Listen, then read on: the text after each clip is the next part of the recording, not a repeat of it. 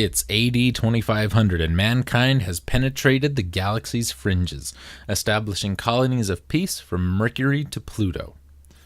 Suddenly, the tranquility of the Milky Way erupts into a frothing fury as armadas of alien deathships swarm into our solar system like killer bees, preying on an innocent bystander. No one is spared, even beloved Mother Earth is stung. These vicious cosmic Visigoths are war-starved Gyrusians, and led by the immortal Genghis Khan, whom they recruited from Mongolia centuries ago, they're out to trash civilization. With our galactic fleet flattened, you're the lone space cowboy who escaped the Gyruss shroud of doom. Now you must scorch through the galaxy, freeing planets by zapping endless enemy attacks with Neo-Bomb-Blastic cannons and Ultra-Lazonic phasers. So prepare for the fight of your life, and don't flinch, or else the entire universe will get pulverized.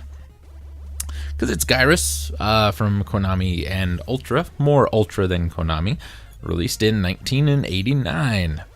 It's a shoot 'em up arcade game. Konami developed it and released it in 83. It was designed by the same fellow who created Time Pilot. It was licensed to Century in the United States and was ported to numerous game consoles and home computers, such as... Oh, doesn't have it listed. There we go. The Atari 2600, the 5200, the Atari 8-bit, the Commodore 64, and the ColecoVision, as well as the NES, which is obviously the one we're looking at now. It follows in the Space War tradition of Space Invaders and Galaga. It was the second and last game Yoshiki Okamoto, lost my place, designed for Konami after Time Pilot. Due to pay disputes, he was fired after the release of the game and soon joined Capcom, where he would write 1942 and the first Street Fighter game. Aw, bad move, Capcom. Or Konami, excuse me. The game's background music is an electronic fast-paced arrangement of Toccata and Fugue in D minor. This particular arrangement is superficially similar to the in sound to Toccata, a rock arrangement by the UK-based instrumentalist group Sky. Gyruss is notable for using stereo sound, which, according to the bonus material for the Konami Arcade Classic, was achieved by utilizing discrete audio circuits. Ooh. The game used 3 microprocessors, 2 Z80s and one 6809, as well as an 8039 microcontroller. For the sound, 5 AY3 8910 PSG sound chips and a DAC were used. Like you care.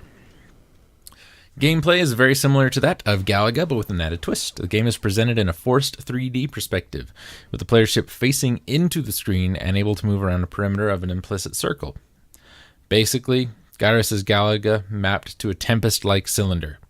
The gameplay style is called a tube shooter, and Gyruss is one of the very few examples that exist.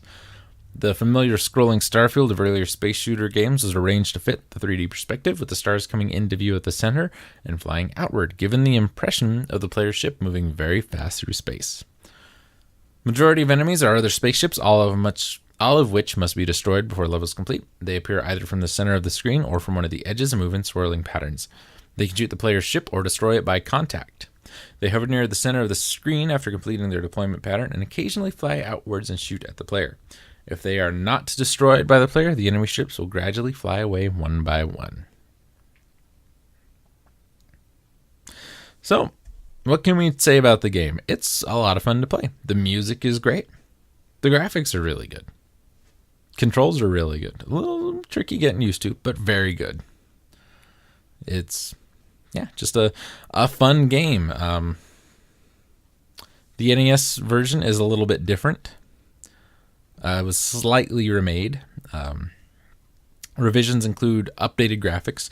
Music from the arcade version was slightly remixed and several additional tracks were added. The player starts off at 3 warps to Neptune instead of 2 warps.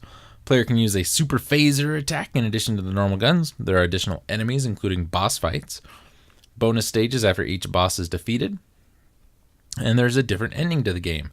In the NES version, it's a brief text about the universe being at peace. In the Famicom system, there's a full ending sequence with credits. In addition to satellites providing the usual double guns and bonus points, they can also provide extra phasers, a smart bomb, and even an extra life.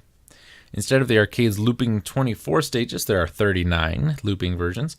In the arcade, the player starts from Neptune and proceeds to Earth. On the NES version, we travel through the entire solar system, including the Sun and Pluto.